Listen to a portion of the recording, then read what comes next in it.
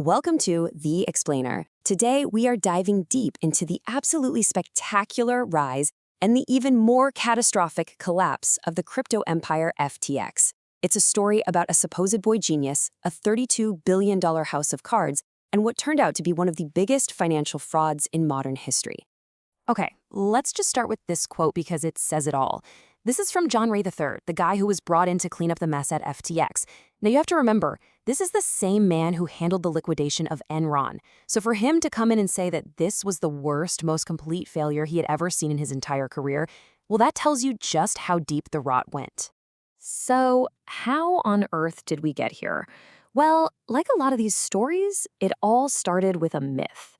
The carefully crafted, incredibly compelling myth of Sam Bankman-Fried, SBF, the boy genius who was going to change the world. I mean, his rise was just meteoric. It was unbelievably fast. He graduates from MIT, a physics major, does a stint on Wall Street, and then bam, he jumps into crypto.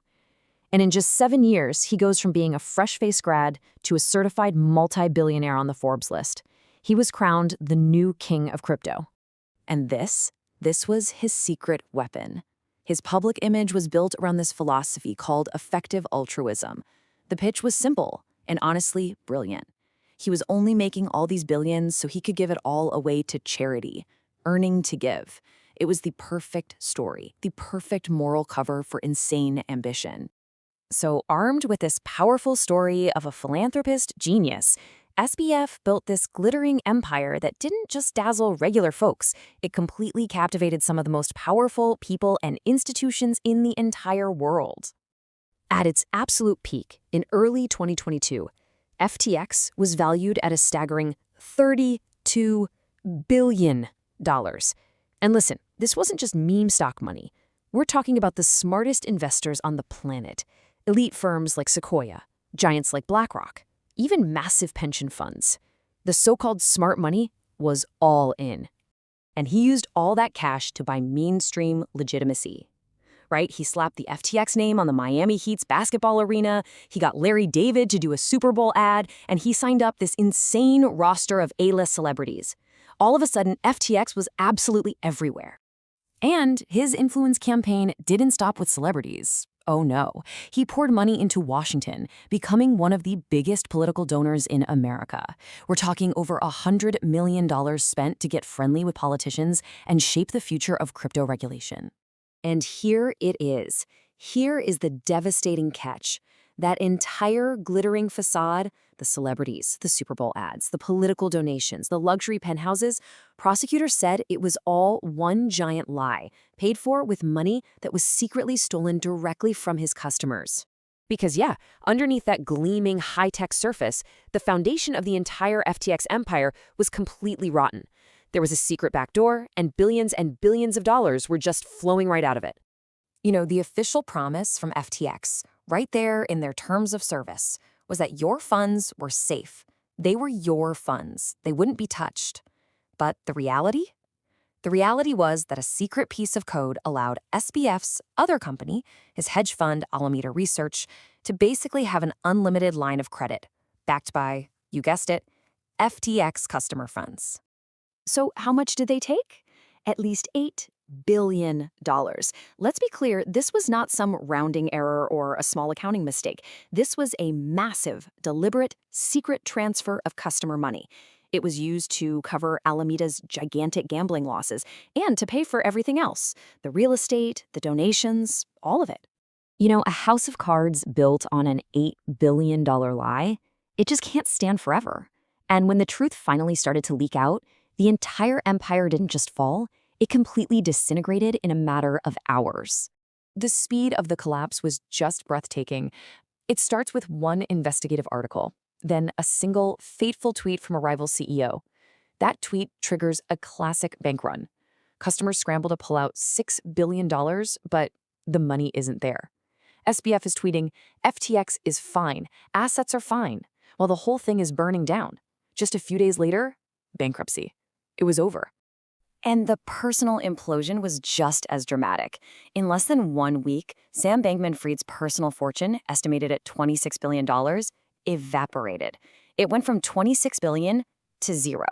It's one of the fastest, most total destructions of personal wealth in history. With the empire in ashes, the story moves from the Bahamas to a federal courtroom in Manhattan. And this is where the betrayal becomes deeply personal, because SBF's closest friends, his inner circle, his allies, they all turned on him one by one. You had Ellison, his ex-girlfriend and the CEO of his hedge fund, get on the stand and testify that his whole public persona, the messy hair, the cargo shorts, the I sleep on a beanbag shtick, was all a carefully calculated act designed to make him look like a quirky genius to investors. Then his own co-founder, Wang, took the stand, and he just admitted it. He admitted he helped write the code that let Alameda take billions of dollars in customer money. And his words were chillingly simple. We lied about this to the public. And that was the story of the trial. In the end, his entire inner circle, his co-founder, his head of engineering, his ex-girlfriend, they all pled guilty. They all cooperated with the prosecutors, and for that, they got much lighter sentences, or in some cases, no prison time at all. It left Sam Bankman-Fried standing alone to face the music. So after the blockbuster trial, the guilty verdict, and the 25-year prison sentence, what's the final legacy of FTX? And more importantly, what can we all learn from this absolute disaster? Well, here's a twist I don't think anyone saw coming. In a truly shocking turn of events, the bankruptcy team has been so good at tracking down and recovering assets that customers are now expected to be repaid more than what they lost. We're talking at least 118% of their money back. In a bankruptcy case, that's almost unheard of. But, and this is a really important but, that doesn't change what happened. The financial columnist Matt Levine put it perfectly.